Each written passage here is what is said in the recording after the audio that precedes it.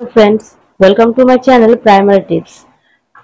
আজকে তোমাদের সঙ্গে আলোচনা করব সেটা হচ্ছে ক্লাস 3 এর পাতাবাহারের আগমনীর কবিতার প্রশ্নোত্তর।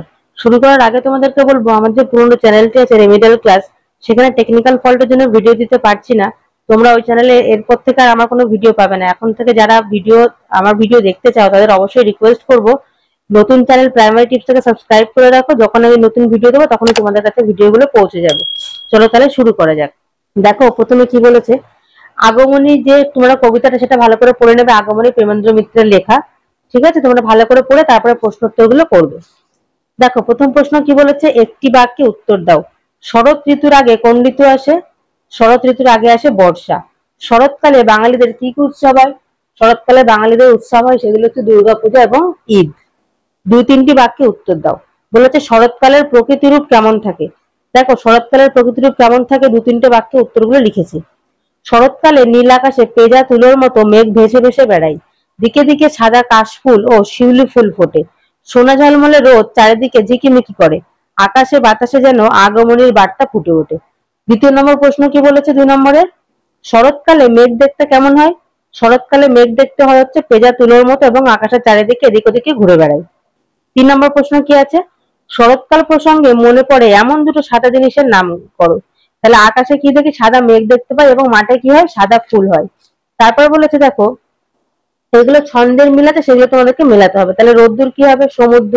প্রাচীন অচিন, ধ্বনি আগমনী, বর্ষা ভরসা, হাক ডাক। 4 নম্বরে কি বলেছে, যে শব্দটি বেমানান তাতে তোমাদেরকে গোল করে দাগ দিতে হবে। তাহলে শীত, বসন্ত, হেমন্ত, বৈশাখ, গ্রীষ্ম। এখানে দেখো প্রত্যেকটা কিন্তু ঋতুর নাম, শুধুমাত্র একটা হচ্ছে মাসের নাম, সেটা হচ্ছে বৈশাখ, তাই বৈশাখটা হচ্ছে বেমানান। তারপর বলেছে মেঘ, আগুন, বৃষ্টি, জল, বজ্রপাত। এখানে দেখো সবগুলোর মধ্যে কিন্তু জল আছে, কিন্তু একমাত্র এটা হচ্ছে আগুন, তাই এটা বেমানান। দুর্গা, কাশ, বরফ, শরৎ, নীল আকাশ।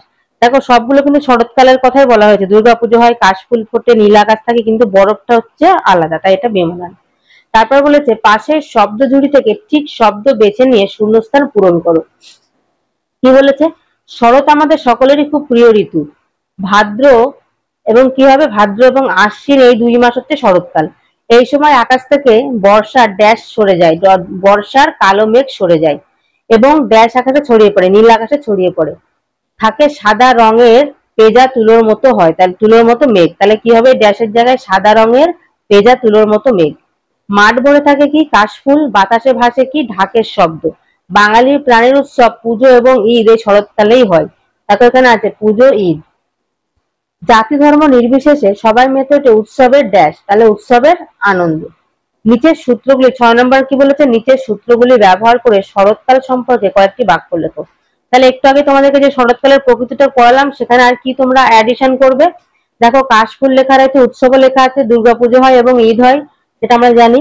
তারপরে কি হয়, শরৎকালে আমরা নানান জায়গায় বেড়াতে যাই সুন্দর আবহাওয়ার জন্য, এবং সেখানে আমাদেরকে অনেক ছুটি হয়, মানে ছুটিতে আমরা বেড়াতে যাই এবং সেখানে গিয়ে খুব মজা হয়। ঠিক আছে, এইভাবে তোমরা নিজের মতো করে বাক্যগুলো সাজিয়ে সাজিয়ে লিখবে। এই ধরনের নতুন নতুন ভিডিও পেতে হলে অবশ্যই আমার চ্যানেলটাকে সাবস্ক্রাইব করে রাখো। ভিডিওটি ভালো লাগলে লাইক করে দিয়ে তোমার বন্ধুদের সঙ্গে অবশ্যই শেয়ার করবে। দেখা হচ্ছে পরবর্তী ভিডিওর সঙ্গে। সবাই ভালো থেকো, সুস্থ থেকো, টাটা।